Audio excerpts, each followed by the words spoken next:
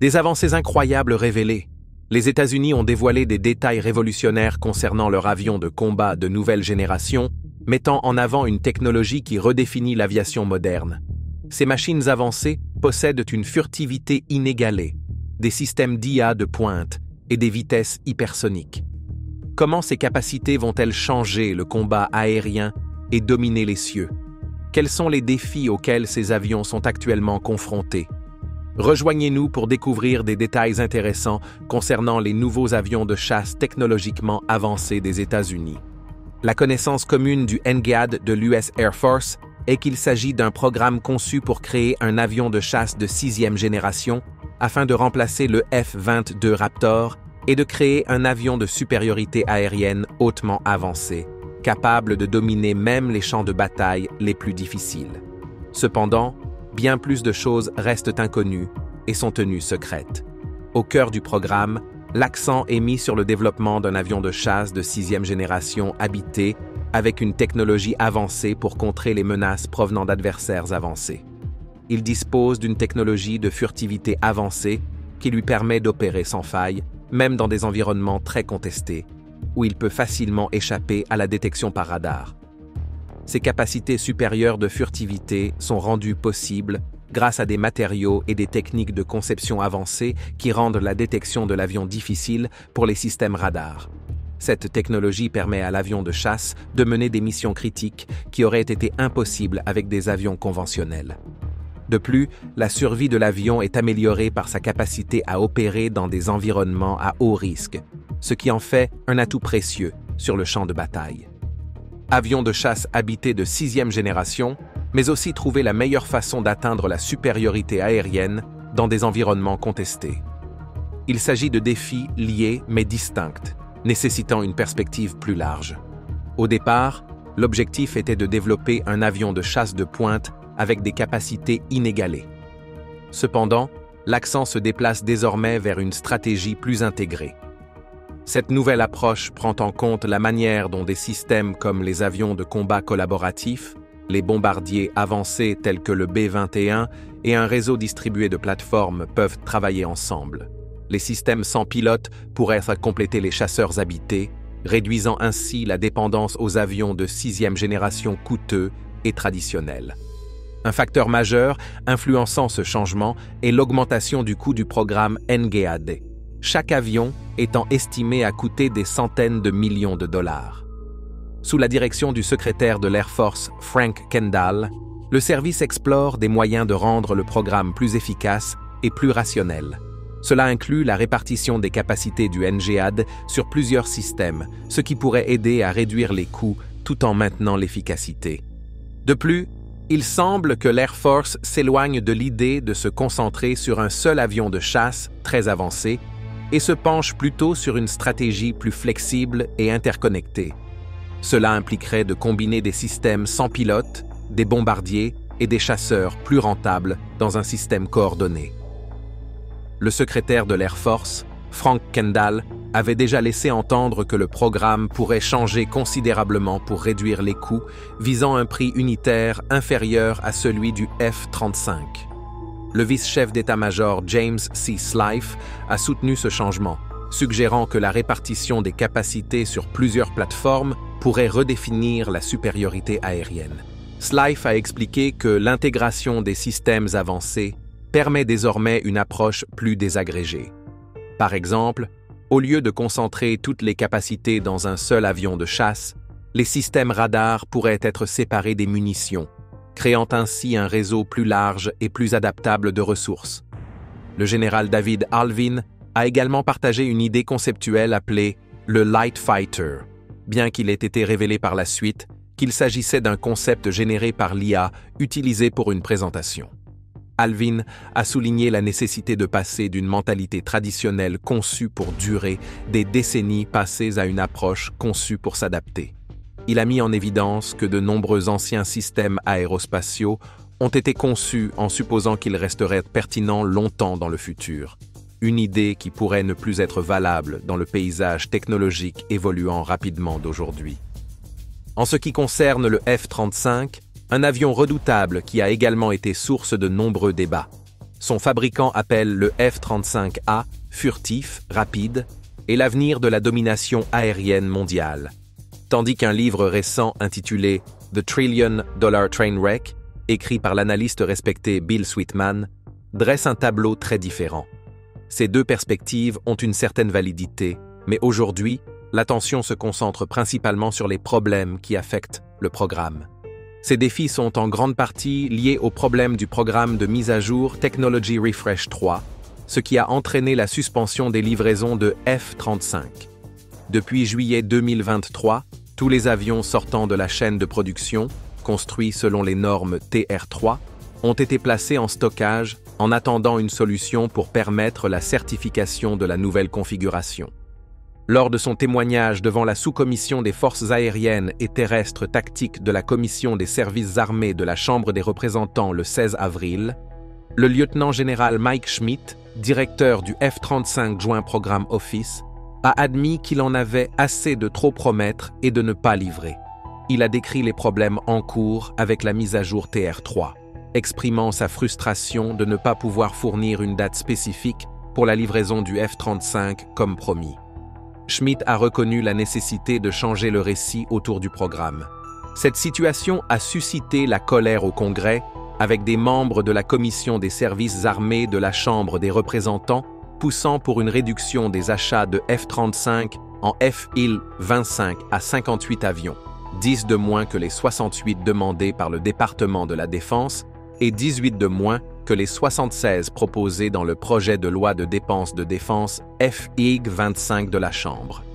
Ils ont proposé d'utiliser les fonds excédentaires, environ 526 millions de dollars, pour soutenir le développement, la production et les tests visant à résoudre les problèmes de performance du F-35.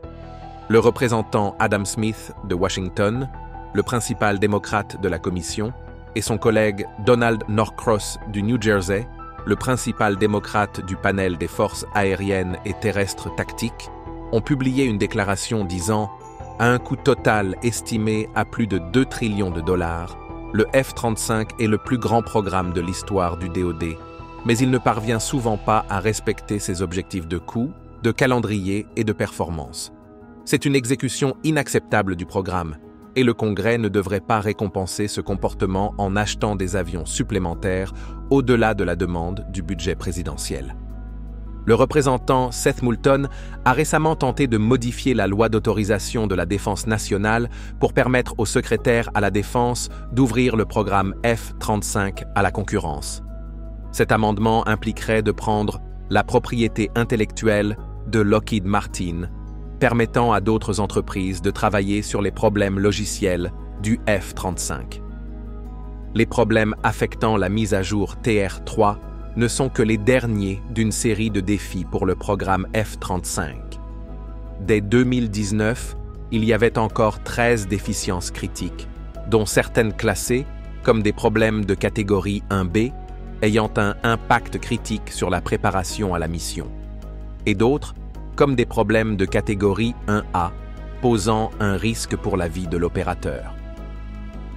Un problème particulièrement inhabituel a été de constater que les vols supersoniques prolongés pouvaient endommager la structure et les revêtements de surface du F-35B et du F-35C. Pour le F-35C, il existe des restrictions sur la vitesse à laquelle il peut voler. Il est limité à Mach 1,3 en post-combustion, pendant pas plus de 50 secondes cumulées. Le F-35B ne peut voler qu'à Mach 1,2 pendant 18 secondes cumulées, ou pendant 40 secondes à Mach 1,3. Cela empêche probablement le F-35C d'atteindre la vitesse optimale de Mach 1,44 requise pour les lancements de missiles hors de la portée visuelle. D'autres problèmes incluent un problème technique avec le système de régulation de la pression du cockpit, provoquant de fortes douleurs sinusales chez les pilotes. Il y a eu plusieurs problèmes avec le casque du F-35, le dernier étant lié à la caméra de vision nocturne. Cette caméra pouvait afficher des lignes horizontales vertes, rendant plus difficile pour les pilotes de se poser sur des navires lorsqu'il y avait peu de lumière ambiante. La mise à jour TR3 semblait devoir être simple, car il s'agissait d'une modification relativement mineure conçue pour préparer la suite des mises à jour Bloc 4 à venir. TR-3 était censé fournir la puissance de calcul supplémentaire nécessaire pour les nouveaux capteurs et armes, moderniser le cœur de calcul du F-35 avec un nouveau processeur intégré L3 Harris, ajouter de la capacité de mémoire et comporter un nouvel affichage panoramique du cockpit. Le TR-3 remplacerait également le système sous-performant Autonomic Logistics Information System par le nouveau système Operational Data Integrated Network, qui gère la maintenance et les pièces détachées du F-35. Cependant, malgré son ampleur modeste, des problèmes techniques liés au TR-3 ont entraîné un retard de 3 ans par rapport au calendrier initial, ce qui a conduit à une augmentation de 330 millions de dollars des coûts de développement du F-35, selon le Bureau de la responsabilité gouvernementale des États-Unis. Cela reflète les échecs de la méthodologie C2D2 de Lockheed Martin et du JPO, ainsi que les défis de complexité technique associés à la fois au matériel et au logiciel. Le C2D2 était censé livrer des mises à jour logicielles semestrielles, chacune avec 4 incréments de capacité ajoutant de nouvelles fonctionnalités. Cependant, ce plan n'a pas été suivi. La version du logiciel de juin 2020 contenait pas moins de 10 incréments, dont 4 traitaient spécifiquement des défauts logiciels. Les essais en vol pour le TR-3 ont commencé le 6 janvier 2023, lorsque le major Ryan Bolo-Luersen du 461e escadron de test de vol a effectué le premier vol d'un F-35 dans la configuration TR-3 à la base aérienne d'Edwards en Californie. Ce Flight Test Squadron, surnommé les Deadly Jesters, est l'unité principale du ministère de la Défense pour les essais en vol de développement sur les capteurs, les armes et les logiciels pour les 3 variantes du F-35. Depuis août 2022, ils ont reçu 6 nouveaux F-35A pour tester les configurations Technical Refresh 3 et Block 4. Ces 6 avions étaient nécessaires pour effectuer les missions de test complexes, y compris l'utilisation de 4 F-35 instrumentés avec le TR-3 et 4 autres avions TR-2, afin d'évaluer pleinement les systèmes de guerre et les capacités des aéronefs. Les essais en vol ont rapidement révélé qu'il y avait une grande différence entre la stabilité du logiciel au sol, dans les bancs d'essais représentatifs de Lockheed Martin, et la stabilité du même logiciel lorsqu'il était utilisé sur des avions de test F-35 en vol. Il y a peu de confiance dans le fait qu'une solution à ce problème de stabilité logicielle viendra rapidement ou facilement. Les livraisons prévues pour juillet 2023 ont été reportées, Lockheed Martin visant initialement un nouveau délai d'avril à juin 2024. Ce délai a également été manqué. Le premier F-35 de production dans une version précoce de la configuration Tech Refresh 3 a été piloté lors de la semaine du 13 novembre 2023 à Fort Worth, mais il n'a pas pu être livré après ce vol initial de contrôle du système du véhicule, ni après la série de vols d'acceptation qui ont suivi. Quelques autres F-35 de production équipés du TR-3 ont volé, mais la plupart des aéronefs sortis de la chaîne de production ont été directement stockés. Le JPO a indiqué que ces premiers vols d'essai de production permettraient d'accélérer le processus de vol d'acceptation finale une fois que le logiciel serait enfin approuvé pour une utilisation opérationnelle. En mai 2024, le GAO a rapporté que les problèmes logiciels étaient toujours en cours, certains pilotes d'essai devant redémarrer leur système de radar et de guerre électronique en vol pour les remettre en ligne. Passons maintenant à l'essor des Collaborative Combat Aircraft, CCA, qui modifient la vision de l'Air Force pour la domination aérienne. À mesure que la technologie autonome progresse plus rapidement que prévu, certains experts se demandent désormais si un chasseur de 6e génération piloté est aussi crucial qu'on le pensait autrefois. Au lieu de cela, associer les CCA aux plateformes existantes comme le F-35 et le F-15X offre une voie plus abordable et flexible pour maintenir la supériorité aérienne. Ce changement met en évidence le passage de l'Air Force vers une stratégie de système où les plateformes pilotées et non pilotées travaillent ensemble. Cette approche réduit non seulement la dépendance aux jets pilotés coûteux, mais permet également des opérations plus adaptables et résilientes. Les CCA peuvent accomplir diverses tâches, de la surveillance au combat, agissant comme multiplicateurs de force, tout en prenant en charge des missions à haut risque qui nécessiteraient traditionnellement des pilotes humains. L'Air Force accélère le développement des CCA avec des plans de déploiement de plus de 150 unités en 5 ans. Ces avions sans pilote sont conçus avec des systèmes modulaires et des architectures ouvertes, ce qui permet des mises à jour plus rapides et une maintenance simplifiée. Cette flexibilité garantit que les technologies les plus récentes peuvent être intégrées de manière fluide, permettant à l'Air Force de rester en avance dans des scénarios de combat en évolution rapide. En combinant autonomie de pointe et adaptabilité, les CCA ouvrent la voie à une nouvelle ère de puissance aérienne. Début 2024, Anduril Industries et General Atomics ont franchi une étape importante en obtenant des contrats pour concevoir et tester des avions sans pilote de combat collaboratifs, prêts pour la production. Ces drones avancés sont conçus pour travailler aux côtés des futurs chasseurs NGAD, ainsi que des avions actuels, comme le F-35. Leurs rôles incluront le partage des données des capteurs, la coordination des manœuvres et même la prise en charge de tâches de combat. L'Air Force prévoit de déployer une flotte diversifiée de plus de 1000 CCA.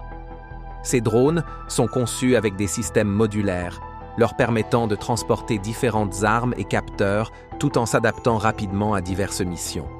Une grande avancée cette année a été le vol inaugural en février 2024 du XQ-67A, un drone à faible coût créé par General Atomics dans le cadre du programme Off-Board Sensing Station. Ce drone, ainsi que le XQ-58A Valkyrie précédemment lancé, met en évidence le concept de châssis commun. En utilisant des composants partagés pour plusieurs modèles de drones, l'Air Force vise à rationaliser la production et réduire les coûts. Cette stratégie permet une solution évolutive et économique pour améliorer les capacités de combat sans dépendre des jets pilotés coûteux. Elle s'inscrit également dans la volonté de l'Air Force de disposer de forces distribuées et résilientes dans un contexte de budget serré et de menaces en évolution. Le B-21 Raider joue un rôle de plus en plus important dans la définition de l'avenir de l'Air Force. Initialement conçu comme un bombardier furtif à longue portée, le B-21 est désormais envisagé pour des missions au-delà de son objectif traditionnel, y compris des tâches normalement réservées aux chasseurs, comme la supériorité aérienne. Ce changement potentiel souligne la polyvalence du Raider et son rôle dans la stratégie de domination aérienne de la prochaine génération. Le général David Allvin a récemment laissé entendre que le B-21 pourrait jouer un rôle plus large, bien qu'il se soit abstenu de confirmer des missions de domination aérienne ou de combat air-air. Cependant, ce n'est pas la première fois que de telles possibilités sont évoquées. Dès 2020, le major général Scott Plous avait suggéré que la furtivité et les capacités avancées du B-21 pourraient lui permettre d'assumer des rôles de combat air-air et de contribuer à la supériorité aérienne dans des environnements contestés. Il soutenait que le considérer uniquement comme un bombardier pourrait limiter son potentiel. Au lieu de cela, le B-21 pourrait faire partie d'une famille de systèmes plus vaste, travaillant avec d'autres plateformes pour assurer la domination dans les airs. Ce rôle élargi pourrait redéfinir la manière dont l'Air Force aborde les avions de 6e génération. En intégrant le B-21 dans des missions traditionnellement confiées aux chasseurs, l'Air Force explore comment la furtivité, la polyvalence et la technologie avancée peuvent se combiner pour répondre aux menaces modernes. Grâce à sa capacité à se défendre et à collaborer avec d'autres systèmes, le B-21 pourrait représenter un nouveau type d'appareil multirôle, capable de s'adapter aux défis des champs de bataille hautement contestés. La capacité du B-21 à opérer dans des environnements difficiles et à transporter différents types de charges utiles en fait un choix polyvalent. Comme le bombardier est déjà en production, l'élargissement de son rôle pourrait offrir une alternative plus immédiate et plus rentable aux chasseurs NGAD pour certaines missions. Merci d'avoir regardé. Pendant que vous êtes encore là, cliquez sur le lien à l'écran pour découvrir une autre de nos vidéos. À bientôt!